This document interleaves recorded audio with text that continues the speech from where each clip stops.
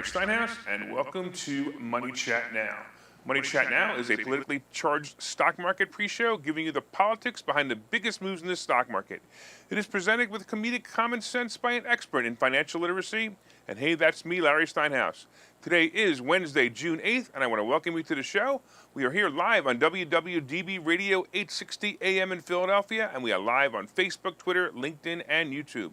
Of course, you can find me on Facebook, LinkedIn, Twitter, True Social, TikTok, and all those other social media sites by searching Larry Steinhouse. By the way, TikTok now has its own Money Chat Now page and also an investor schooling page, so take a look at that. Just remember, if you're watching online, hit that like button, hit that share button, and don't forget to subscribe to the YouTube channel and like the Money Chat Now page on Facebook. Hey, by the way, a couple of people I want to say hello to that have joined us already. We have Joe and James and Peter and Doug K, that is. All right, thanks, guys. I totally appreciate you, and John, of course, as well. All right, also, if you're commenting from a group and it's not the Money Chat Now fan page, your name may not show up on my dashboard, so please go to the Money Chat Now page and comment there so I can recognize you. Hey, by the way, if you're a first-time watcher on Facebook or LinkedIn or YouTube, just say hi, let me know your first time. Be awesome. All right, I got a couple of people. We got Linda, my lovely wife, as always, I love you. And of course, we got Mike and Sal also saying hi. Hey, by the way, you can attend a complimentary class tomorrow night by going to Investor Schooling. And there you will learn about real estate investing and stock options trading from those who do it every day. I promise you tomorrow, if you've never attended a class, tomorrow's the class to attend. You're going to be learning something really special. All right, on today's show, we're going to be discussing, of course, the futures update. We're going to be talking about Fintech and Apple. And we're going to talk about get your equity now. Get your equity now. We're going to talk about that. And, is there a food supply shortage coming? I don't know. Might be. We'll talk about that in a minute. All right, let's talk about the futures right now and what's going on. So first of all, it ended up okay yesterday. Actually, it would be considered a good day because it actually ended up. The Dow finished up 264 points. The S&P was up almost 40, and the Nasdaq was up 113. Not bad. But remember, that puts the Dow just over 33,000 again, and that could be scary if my range theory is correct. The range might actually be changing again when you consider that the dead zone is the end of this week. That could push us into the 34,000 range. That's about it, right? That would be like, think about like a thermometer on a boiler with markings that say normal, high, very high, and danger. At 34,000, we're going to be on the edge of very high, heading for explosion danger. So if it does hit 34,000, I'm going to tell you right now, if it is 34,000, that's a SPY put play, definitely. The main earnings yesterday, or the name in earnings yesterday, was Smucker's. And with a name like Smucker's, it had to be good. Apparently, the food and beverage company did very well in earnings, and the stock jumped about 6%. It looks like peanut butter and jelly will always be a good staple food when gas prices are too high to afford to eat out.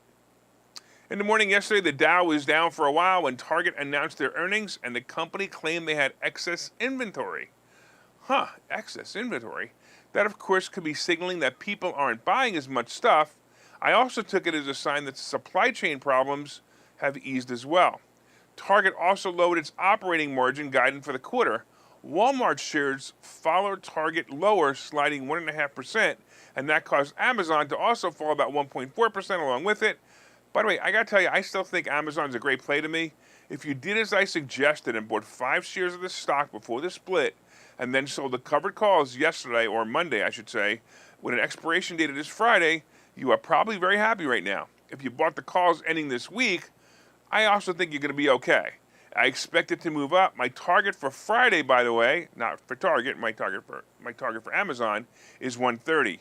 But watch this one because it depends on the rest of the market rallying. I'm going to tell you that it's going to be bumpy until Friday or Monday. Energy, and only is going to be bumpy between Friday and Monday is because the dead zone probably ends on Friday.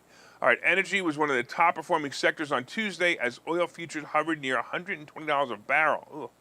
Exxon jumped more than 4% following an upgrade from Evercore, putting the stock above $100 per share for the first time since 2014.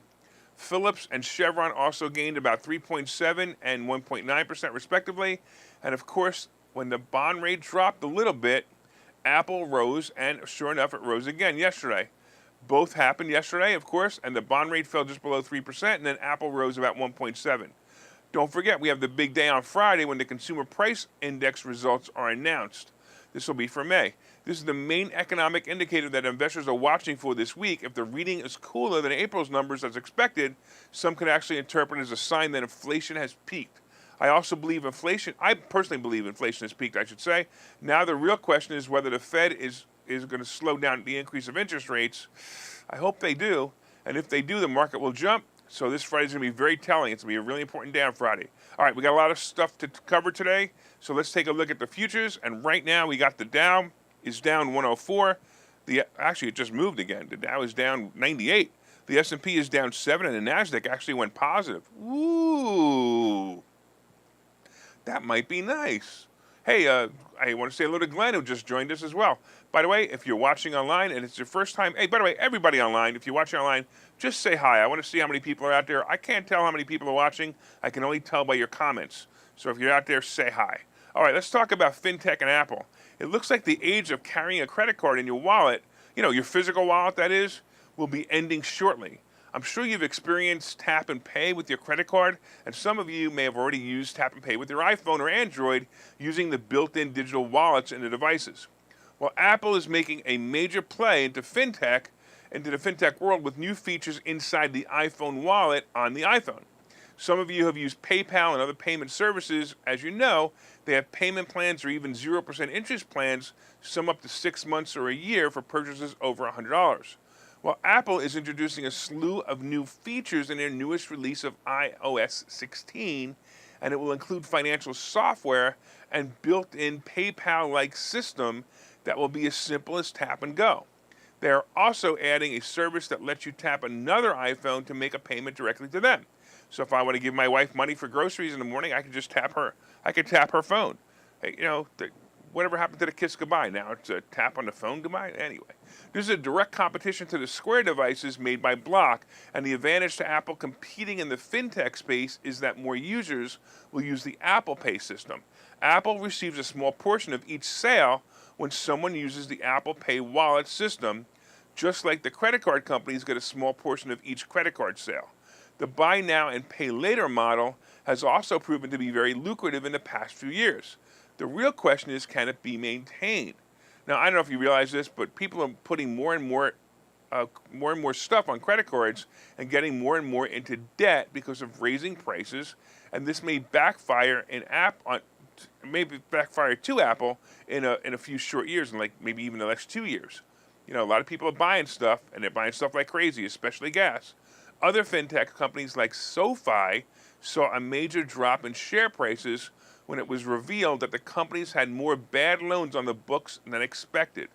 We've also seen other fintech companies like Coinbase and Robinhood crashing and burning, right? As money gets tighter and the fun of buying junk assets like cryptocurrencies are not as in fashion any longer. I just pissed off a whole bunch of people when I said junk assets like cryptocurrencies. On the other hand, Apple may just be the perfect play, or may be getting into the perfect time in this play. If they start this up now, they will have great traction as the other fintech companies all fall by the wayside. I wouldn't be surprised if many of them get gobbled up by Apple in the next 2 or 3 years. Maybe you'll see Apple owning Coinbase. It's possible.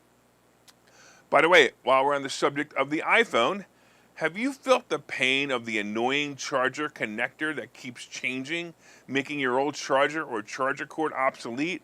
I have Apple devices that run on the old big plug. I have devices that run on the lightning plug. And now I have devices that run on the USB-C connector. I also have an Android phone that runs on some other connector. It's a real hassle. And apparently I'm not the only one complaining about it. Well, finally, the European Commission, the executive arm of the European Union, is going to force smartphone manufacturers like Apple and other electronic makers to equip their devices with a standard USB-C charging port.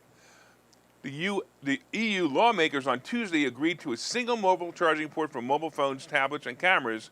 It means equipment makers will have to comply with the new terms by 2024. Yay!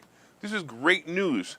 No longer will I have to walk up to somebody and say, do you have an Apple charger? Do you have an Android charger? And then when they give it to you, you say, oh, no, not this one. I want the one that looks like this, as you show them your iPhone input hole. Maybe we can even go back to where the hotel rooms have clock radios that you can rest your phone on the adapter on the top, and I'd be okay when I forget my charging cord. Well, it's going to be great. But then again, I'm kind of wondering what happens when a new device comes out that needs more connections than the USB charger adapter will give them. I don't know. I guess we could always put our phones on top of a Tesla charging at Wawa. Right? Imagine this. You have a Tesla charging at Wawa. You put your phone on the roof. Maybe it'll charge it. Who knows? All right, let's take a break here while I recharge with my USB coffee connector. All right, coming up, we have the food supply fire conspiracy. Stay tuned. We'll see you guys in a minute. Okay, so you thought about buying and selling real estate. You thought about investing in the stock market, but don't know where to start. Well, what if you could find a place to unlock strategies to master both real estate and the stock market, all without the headache? That place is Investor Schooling, hosted by Larry Steinhouse, an expert in real estate, financial literacy, and the ins and outs of the stock market. You can attend Investor Schooling in person or online 8 times a month. You can and will learn how to make money in real estate, and you will learn mastery of stock techniques such as options and covered calls. You will even get a chance to ask your one burning question to the stock option sultan, the master of picks and plays. Call today for free information and receive a complimentary pass to attend classes or register online at investorschooling.com. Don't delay. These passes are limited, so what are you waiting for? Call in today or visit investorschooling.com. That's investorschooling.com.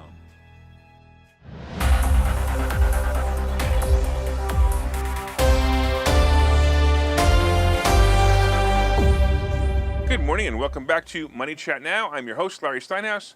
And of course, if you'd like more information on Investor Schooling, you can go to investorschooling.com or call 866-424-2829, 866-424-2829. Hey, I want to thank you all for listening on WWDB Radio 860 AM in Philadelphia.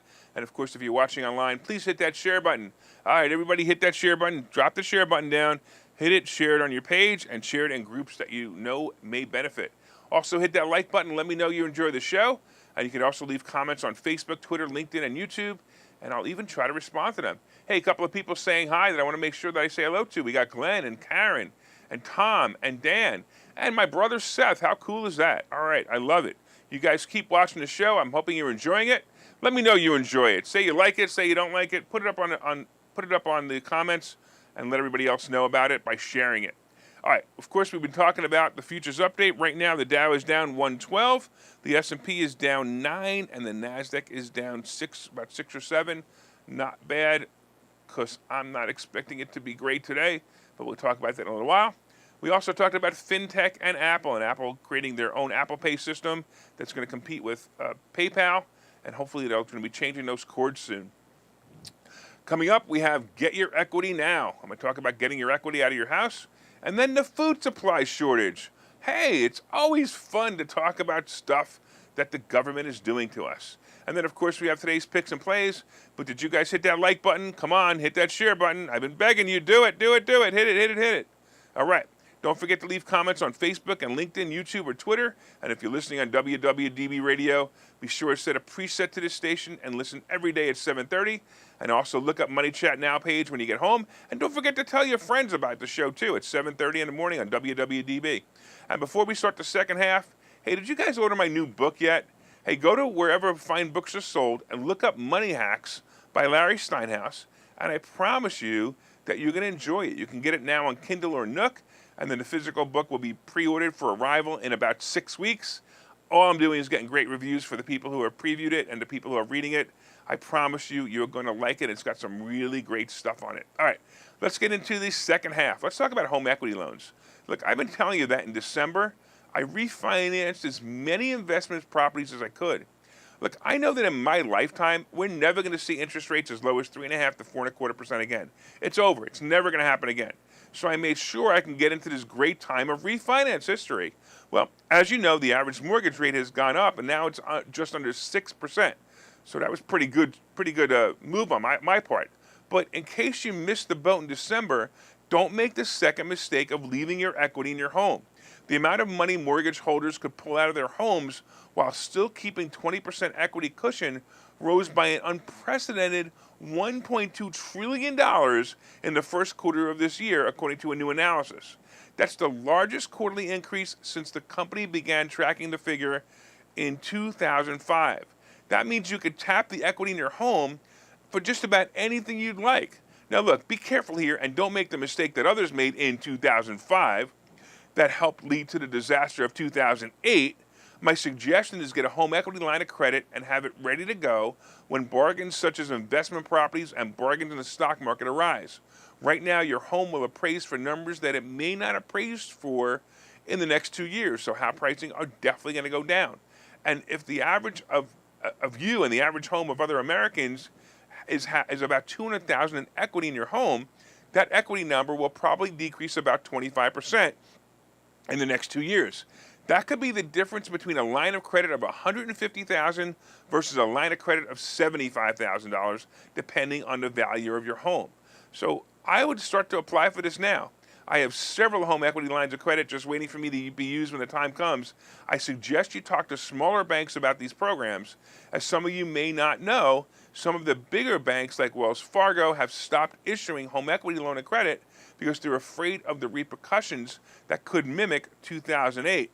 Be wise, get the lines of credit, and then be wiser on how to use them. Come to think of it, I'm going to be teaching on how you can use a HELOC tomorrow night. I'm going to be teaching how to use a HELOC in a system that will help you pay off your home debt in 13 years instead of 30 years. So if you have a 30-year mortgage, how would you like to pay it off in 30 years? And it works so well, it's so real, and in fact, it doesn't even cost you anything more than what you're paying now. And if you've never been to a class on Thursday, you want to come to this one. If you're watching online and you're far away, you can also attend via Zoom. I'm telling you, go to investorschooling.com, RSVP, because tomorrow's going to be powerful, powerful class. All right, by the way, let's talk about the food supply shortage. Oh, man. I keep seeing ads selling me freeze-dried food in containers claiming that a food supply shortage may be coming.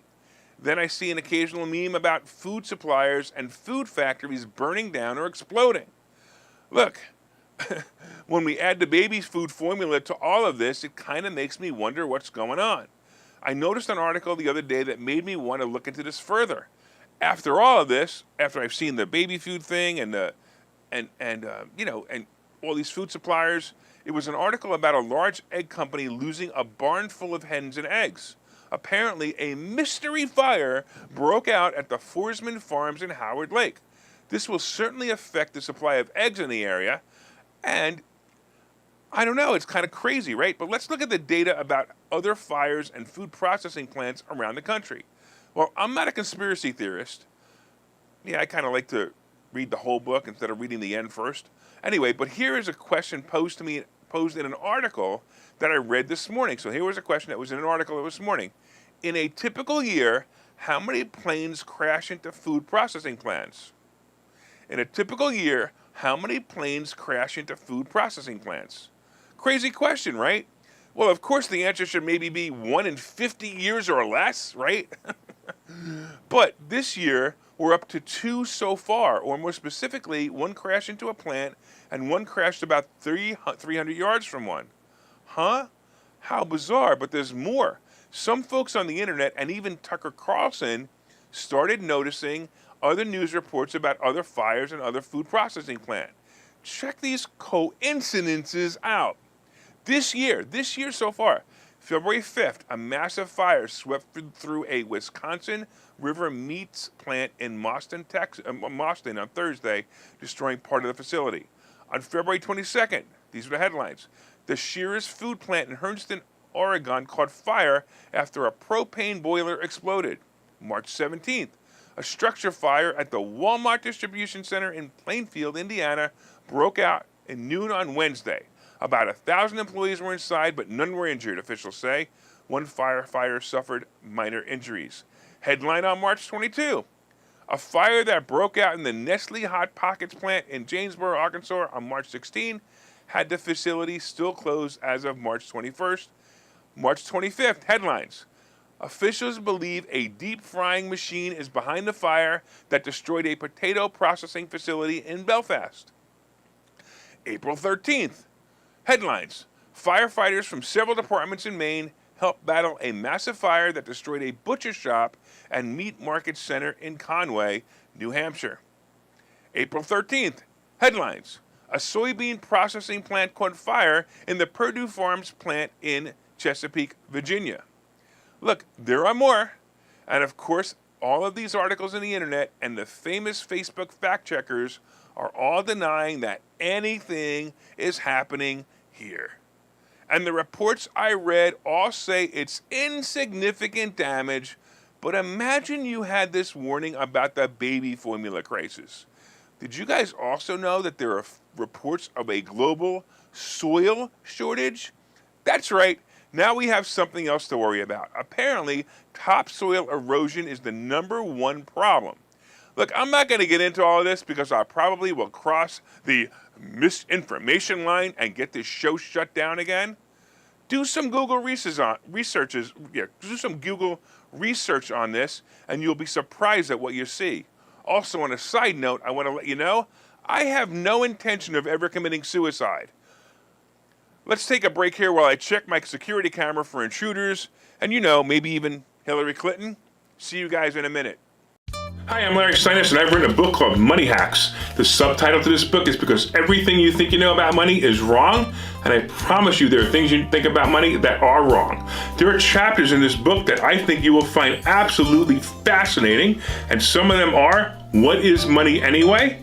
Can money buy happiness? I'll bet you don't know the answer to that question. The truth about credit scores, how you can actually use credit cards to rebuild your credit. I also have chapters on being your own bank, how to buy houses with an IRA, and how to invest with other people's money. There are so many other chapters. There are 22 total chapters in this book, and I promise you're going to learn how to make more money and pay less taxes when you buy this book. My name is Larry Steinhouse. The name of the book is Money Hacks. You can get this book wherever fine books are sold, and you can go to barnesandnoble.com right now and pre-order it. I hope that you will enjoy it.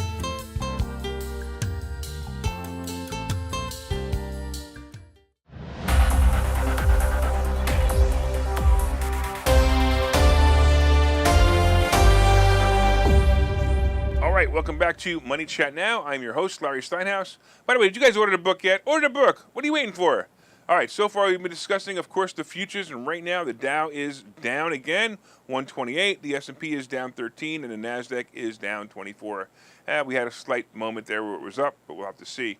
We talked about Fintech and Apple and how, actually my favorite part of the article was the fact that all the Apple chargers will be uniform now. Hey, did you get your equity out of your house? Get your equity out of your house, because you're going to need that equity to cover the food supply shortage that's coming. All right, I haven't been suicided yet, so we'll talk about the food supply shortage. Actually, just let everybody know about the food supply shortage. I would buy some extra food just in case. Coming up, of course, we have today's picks and plays. But first, did you guys hit that like button yet? Did you guys hit that share button yet? Come on, guys, hit the share button, hit the like button. Let everyone know what great stock plays are going to be coming by sharing this information. And don't forget to share it on your page and in groups you feel that might benefit from everything we talk about. You can also leave comments on Facebook, Twitter, LinkedIn, and YouTube. And of course, if you're watching for the first time, just say hi. Just go into the chat box, or not the chat box, the messenger box, whatever it is, or leave a comment box. That's what I'm looking for, the comment box, and say hi. All right, if you're listening on WWDB Radio, 860 AM, set one of your presets to this channel and listen every day at 7:30 for all you need to know about the politics behind the stock market. Had a couple of people come up to me the other day and tell me that they listened to my show on the radio, and I was like, wow, you must be the number 9 and 10th person to listen to it on the radio. Now, I'm just kidding. I'm sure there's at least 12 people listening to it on the radio. All right, let's talk about today. What should we expect today in the market? I believe it's going to be a lot of the same thing, which is nothing. We may get a slight movement up or down, probably close up or down less than 200 points in the Dow, mainly because the investors are waiting 2 more days for the exciting news of the CPI data. This date will determine the fate of the next interest rate rise and a general look at inflation. Gas prices, of course, the main issue here, and the dullard in the White House can't figure out how to solve the problem. Basically, it's because he's too busy thinking about where he put his binky. Well, some of the plays I like are still untapped spaces in the recovery. I also suspect oil prices will start to go down a little bit after the world is done spreading its message to the brain-dead president we have here. My favorite stock plays at the moment are Meta, Apple, Amazon, CCL, AAL, and Google. Those should hold you through and make you some money.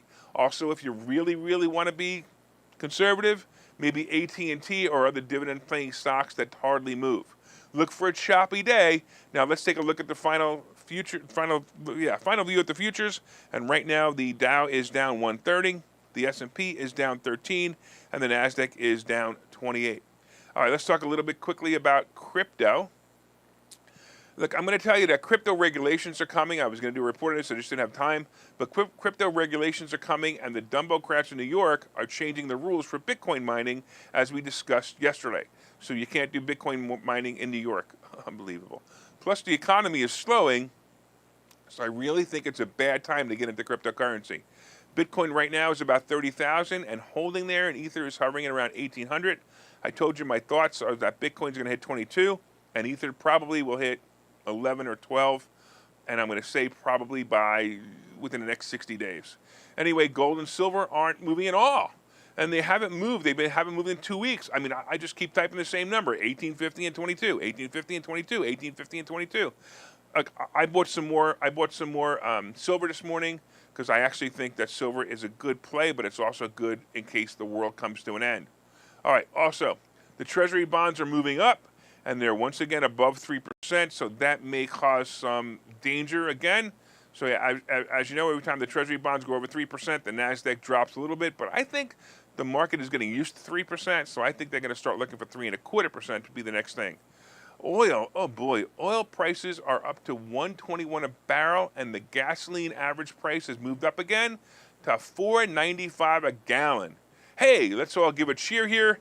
Let's go, Brandon. Let's go, Brandon. Good job. You are so awesome. Wow. All right, I want to thank all the listeners in WWDB Radio 860 AM in Philadelphia. I want to thank you for your continued support. And if you're enjoying the show, please reach out and let me know. My name is Larry Steinhouse. I am the host of Money Chat Now, and I am the CEO of Investor Schooling. And by the way, if anybody wants to contact me directly, you can go to contactlarry.com, contactlarry.com. And of course, one more time, as usual, as you know, from time to time, I own some of the assets and options discussed in this show.